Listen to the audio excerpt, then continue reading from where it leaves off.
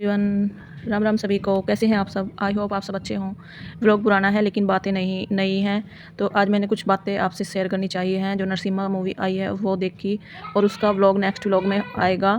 तो आज कुछ स्टोरी मैं उससे रिलेटेड सुनाना चाहती हूँ जो मुझे पता है, क्योंकि ये एक रजगुन ब्राह्मण थे जो हिरण्यकश्यप थे। हिरण्यकश्यप विष्णु भगवान से ईर्ष्या करने लगे थे और रजगुन ब्रह्मा जी देवता की भक्ति करके उन्हें प्रसन्न कर लिया था उन्होंने। ब्रह्मा जी ने कहा कि पुजारी मांगो, क्या मांगना चाहते हो? और हिरण्यकश्यप ने मांगा कि सुबह न मरूं न शाम मरूं, बाहर मरूं न भीतर मरूं, दिन मरूं न रात मरूं, बाहर मास 12 मास में ना मरूं, और आकाश में मरूं ना धरती पर मरूं। इस तरह का वरदान उसने मांग लिया। उसने बिल्कुल इस मतलब ये एक पक्की बात रख दी कि मुझे मरना ही नहीं है किसी भी तरह से। सारी चीज़ें उसने ऐसी क्लियर कर दी कि मरना ही नहीं है। इसी से रिलेटेड ये नरसिम्हा मूवी है। और मैंने वैसे इसकी कहानी पहले एक सीरियल वगैरह आया था उसमें देखी थी और पढ़ी हुई भी है, लेकिन बहुत ही ज़्यादा अच्छी थी, इसलिए मैं अपने बच्चों के साथ इस मूवी को देख कर आई। तो फिर भी बुराई का अंत ज़रूर होता है और हुआ हिरण्यकश्यप का भी अंत।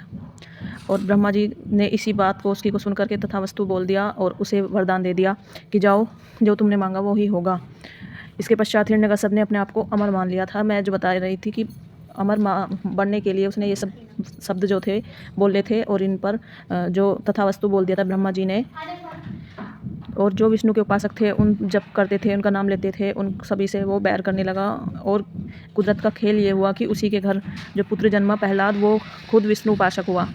और इसी के चलते उसने अपने ही पुत्र को, प्रहलाद को, इतनी प्रताड़नाएं दी, इतना ज़्यादा सताया और हर क्षण उसको मारने की कोशिश की, जिससे कि जो समाज है, दुनिया है, उसमें विष्णु भगवान का नाम मतलब ख़त्म हो जाए। कोई भी उन्हें देवता ना माने। वो खुद को एक देवता के रूप में दिखाने लगा सभी को, अपनी जनता को। तो इस तरह से फिर वो प्रहलाद को, होलिका उसकी बहन थी, उसकी गोद में बैठा के उसे जलाने के लिए भी रखा, लेकिन प्रहलाद ने विष्णु भगवान का जप किया और वो होलिका, जिसको वरदान मिला हुआ था कि वो जलेगी नहीं, उसकी एक ओढ़नी की वजह से, उसे ओढ़नी मिली हुई थी और वो ओढ़नी गई उड़, वो भी जल गई, होलिका भी। इस तरह से कुछ प्रभु के खेल हुए। तो उसने बहुत ज़्यादा सताया अपने ही पुत्र को।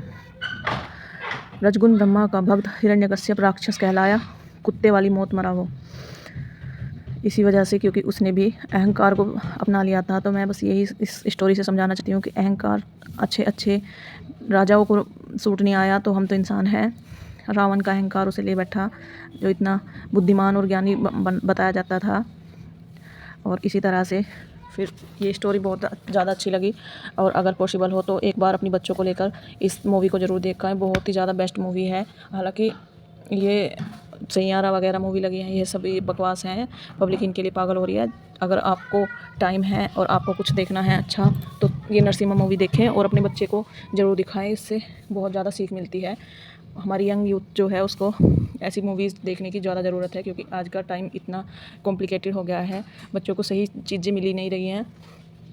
तो इसीलिए आज का व्लॉग मैंने आपसे कुछ अपनी पर्सनल थॉट रखने के लिए बनाया है। हालांकि ये मेरा व्लॉग पुराना व्लॉग है, जो मेरे गांव की वीडियो थी। मैं गांव में गई हुई थी, तीज की तभी की थी ये, लेकिन मेरा जो मोटिव था वो पूरा करने के लिए मैंने ये दोबारा से रिपीट की है। तो हालांकि कोई भी इंसान इतना प्रॉपर तरीके से तो सब चीज़ें मैनेज नहीं कर पाते हैं, लेकिन एक कदम तो उठाना ज़रूरी है, कोशिश तो ज़रूर करनी चाहिए। तो मेरा तो यही मानना है कि इंसान चाहे तो क्या नहीं कर सकता। और बस यही थी मेरी बात जो मैं आपके साथ शेयर करना चाहती थी। मैंने ये मूवी देखी है नरसिम्हा, और ये दिखानी है अपने बच्चों को, ये मैं आपसे बोलना चाहती थी। इतनी अच्छी मूवी है, मतलब एक तरह से अमृतवाणी है इसमें। तो मैंने इस चीज़ को मतलब महसूस किया, इसलिए मैंने आपसे शेयर किया। और मुझे उम्मीद है कि आप सभी भी अपने अपने फैमिली मेम्बर्स को, अपने बच्चों को ज़रूर दिखाएंगे इस मूवी को। और क्योंकि आजकल भटकाव ज़्यादा है बच्चों में, बच्चों को सही ज्ञान बिल्कुल भी नहीं मिल रहा है, सोशल मीडिया के ज़रिए हो या फिर हमारी जो एक जनरेशन ऐसी बन गई है उसकी वजह से हो। तो ये बहुत ही ज़्यादा बेस्ट है आज के बच्चों के लिए, आज के माहौल के लिए, जैसा माहौल बना हुआ है। और ज़रूर देखिएगा आप। तो देखिए, ये मेरा उस दिन का व्लॉग मैंने एक बार डाल दिया था, इसलिए मैं इसके बारे में ज़्यादा कुछ नहीं बोलना चाहूँगी। लेकिन ये एक्सरसाइज, योगा वगैरह भी करना जीवन का एक अभिन्न अंग है। अगर ये जीवन में हम अपने में उतार लें कि हमें डेली अपने आप को, खुद को आधे से 1 घंटा देना है, तो हमारा जो जीवन है सफल हो जाता है।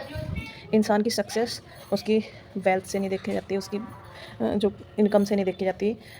बहुत ऐसे लोग हैं जो बहुत ज़्यादा पैसे वाले हैं, लेकिन वो हेल्थ से इतने बेकार हैं, वो एक प्रॉपर तरीके से खाना भी नहीं खा सकते, रोटियाँ उन्हें नहीं पचती, बीमारियाँ इतनी हैं उनके शरीर में। तो सबसे बड़ी कमाई, सबसे बड़ा जो हमारा धन है, हमारी सेहत है। सेहत सबसे पहले होनी चाहिए, और सेहत केवल शारीरिक रूप से या बीमारियों से छुटकारा ही नहीं, हमारा मन, हमारा मानसिक जो मन है हमारा, वो भी अच्छा होना चाहिए, खुश रहना चाहिए, और मानसिक तनाव बिल्कुल भी नहीं होना चाहिए। मानसिक तनाव के चलते ही हमारी हेल्थ इश्यूज़ आने लगते हैं। बहुत सी बीमारियां ऐसी हैं जो हमारे मन से चलती हैं, हालांकि वो होती नहीं हैं, बस हम अपने मन में ये सोच लेते हैं कि हम बीमार हैं या हमें ये हुआ है। तो सुबह प्राणायाम, योग और एक्सरसाइज वगैरह करने से पूरा दिन इतना अच्छा जाता है, अगर कोई करे तो जाने। इतना पॉजिटिव एनर्जी मिलती है सुबह सुबह, सुबह का शांत माहौल, और सुबह 1 घंटा अपने लिए देना। पूरा दिन फिर कुछ भी करो, किसी के लिए भी टाइम निकाल लो, कोई इरिटेशन या कोई भी टेंशन नहीं रहती, बिल्कुल शांत मन रहता है। करके देखना प्लीज़ ज़रूर, सुबह 1 घंटा खुद के लिए, आधे घंटे से 45 मिनट का टाइम ज़रूर दें खुद को। तो यही मोटिव था मेरा इस व्लॉग में आपको बताने का, जीवन से जुड़ी अच्छी अच्छी जो सीख है वो देने का। हालांकि मैं भी खुद सीख ही रही हूँ, कोई भी पूर्ण नहीं होता है, मैं तो हूँ नहीं, मैं तो ऐसा मानती नहीं हूँ। तो आप सभी मुझसे अक्लमंद समझदार होंगे, लेकिन फिर भी मैं एक सलाह देना चाहती थी, इसलिए मैंने ये व्लॉग शूट किया है, मतलब एडिट किया है। शूट तो ये मैंने पहले कर लिया था तीज पर, और इसी को मैंने डाल भी दिया था। कुछ पार्ट्स इसके रह गए थे, तो वो मैंने फिर अब इसमें ऐड कर दिए हैं। तो इस व्लॉग को देखने का मोटिव अपना एंटरटेनमेंट का ना रखें, इससे आप जो मैं बोल रही हूँ उसकी तरफ ध्यान दें और एक सीख लें। सीख देने की मोटिव से ही व्लॉग डाला है, मैंने बनाया है, एडिट किया है।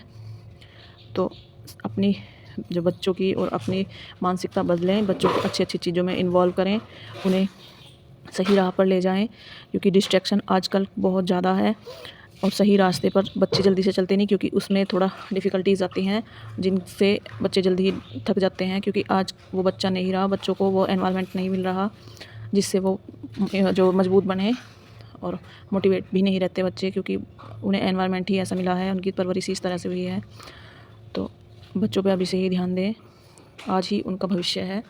जैसा हम आज उनमें संस्कार डालेंगे, वैसा ही बच्चे हमारे कल रिएक्ट करेंगे। तो देखिए आगे का व्लॉग इसी तरह से देखते रहिए।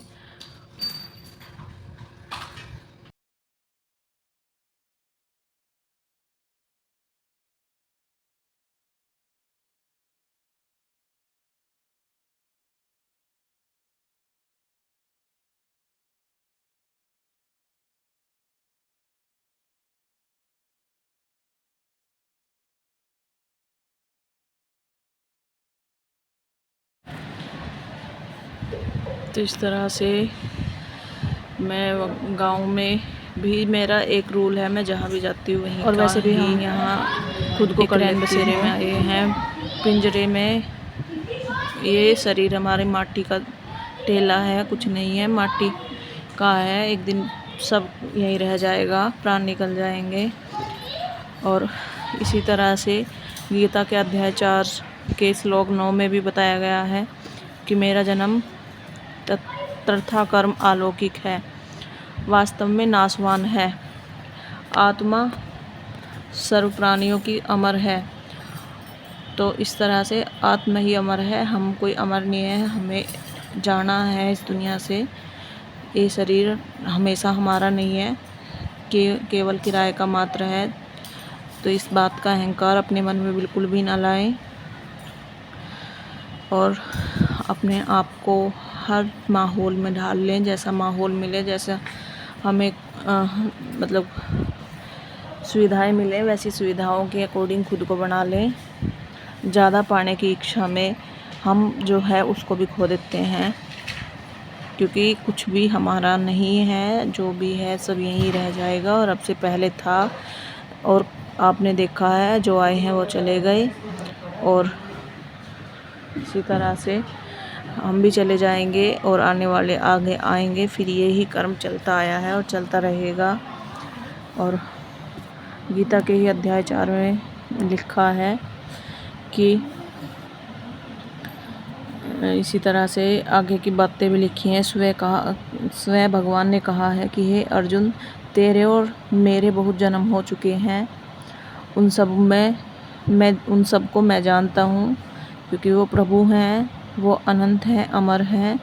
तो प्रभु सब कुछ जानते हैं और बोलते हैं कि तेरे और मेरे काफ़ी जन्म हुए हैं, उन सबको मैं जानता हूँ, तू नहीं जानता। इसका अभिप्राय यह हुआ कि संभवतः का अर्थ उत्पन्न होना है। इसका अभिप्राय ऊपर स्पष्ट हुआ है कि इसका हमें बोध रहना चाहिए, हमें जानकारी रहनी चाहिए कि हमारा ये शरीर हमारा नहीं है, किराए मात्र का शरीर है।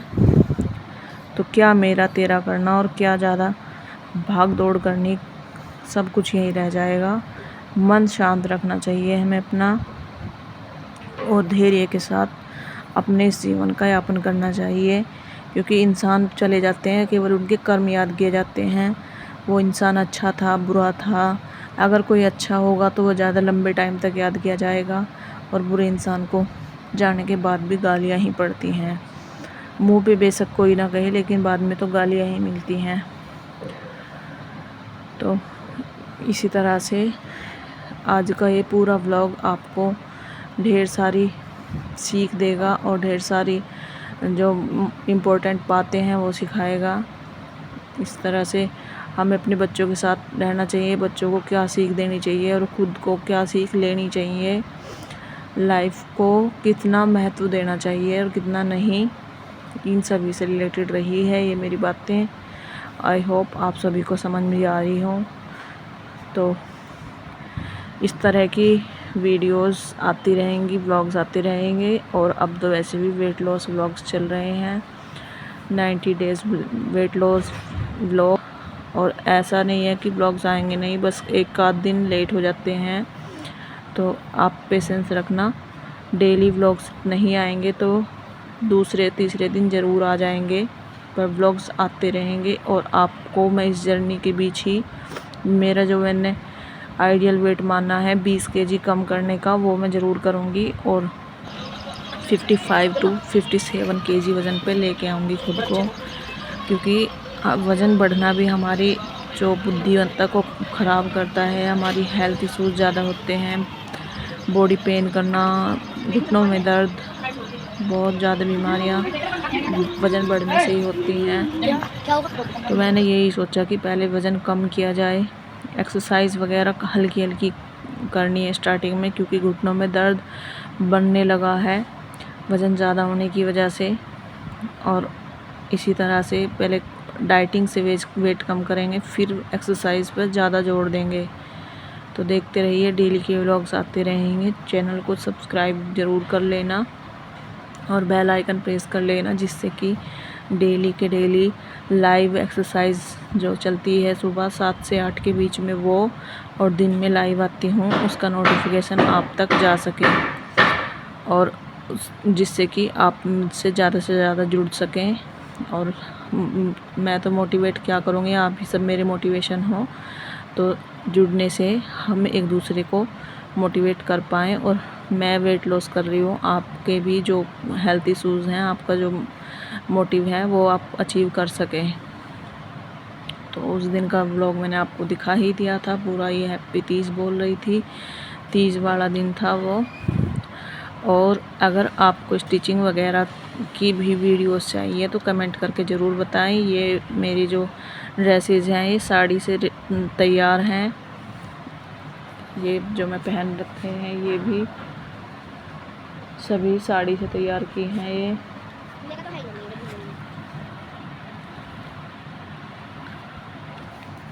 साड़ी यहाँ बहुत पड़ी हैं पहले, और मेरे ही नहीं हर किसी के पास ऐसा ही होता है, साड़ियाँ रखी हुई रहती हैं और उनको रीयूज़ करने के लिए सोचते रह जाते हैं। मैंने भी काफ़ी टाइम सोचा, उसके बाद में फिर मैं इसे रीयूज़ कर पाई हूँ। और यही नहीं, कई साड़ियाँ मैंने ऐसे तो घर में काम में लगी रहती हैं लेडीज़, ये अपना पूरा फोकस काम पे होता है, इधर उधर दिमाग नहीं जाता। और काम भी हमारे जो हमारा मतलब फ़ायदा भी हमारे काम से ही है, इधर उधर की बातों से हमें कोई फ़र्क नहीं पड़ना चाहिए। तो इस तरह से हमने कर दिया था ये पकवान सारा तैयार, और साथ ही काफ़ी टाइम बाद गांव गए थे, तो गांव में गंदगी हो रखी थी काफ़ी, क्योंकि मम्मी बुज़ुर्ग हैं तो उनसे इतना साफ़ सफाई नहीं हो पाती। तो पूरी किचन वगैरह जितना मेरे से टाइम मिला और कर पाई मैंने, पूरा गर्मी हो रखी थी ज़्यादा, लेकिन फिर भी मैंने किचन वगैरह और साफ़ सफाई अच्छे से मन से की। और इसी सभी में ही पूरा दिन हमारा हो गया था ख़त्म, और हमें शाम को वापस आना था। और उधर त्योहार मनाने के लिए चूड़ियाँ पहनने जाना था, चूड़ियाँ पहन के आए। और बस गांव में इसी तरह त्यौहार मन जाता है। और थोड़ा बहुत लेडीज़ें एक साथ बैठ के बातें करती हैं, गीत वगैरह गाती हैं, बस इस तरह से होती है गांव की दिनचर्या। और अब तो ये माहौल रखा है, गांव हो या शहर, कोई किसी के पास बैठना बातें करना या टाइम किसी को किसी के लिए है नहीं, बस अपने आप में ही सब मगन हैं। पता नहीं ऐसा टाइम क्यों आ गया। पहले का टाइम था कि घंटों घंटों इंसान एक दूसरे के पास टाइम देते थे, बैठते थे। अब पता नहीं कहाँ की इतनी बदलाव आ गया, कहाँ की इतनी स्पीड आ गई पब्लिक में।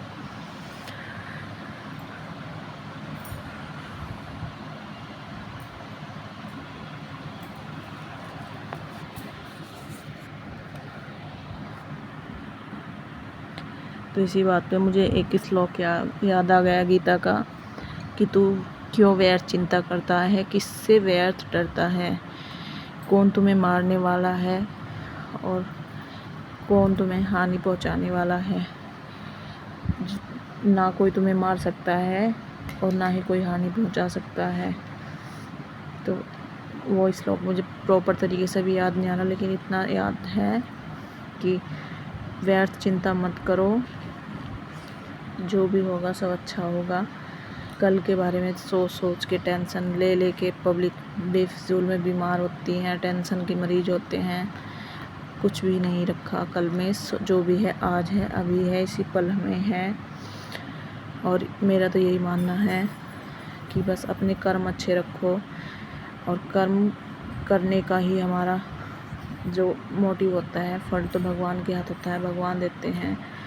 और अगर हम अच्छे कर्म करते हैं तो देर ज़रूर है, लेकिन अंधेर नहीं है उसके घर, वो हमें एक ना एक दिन अच्छा फल ज़रूर देता है भगवान।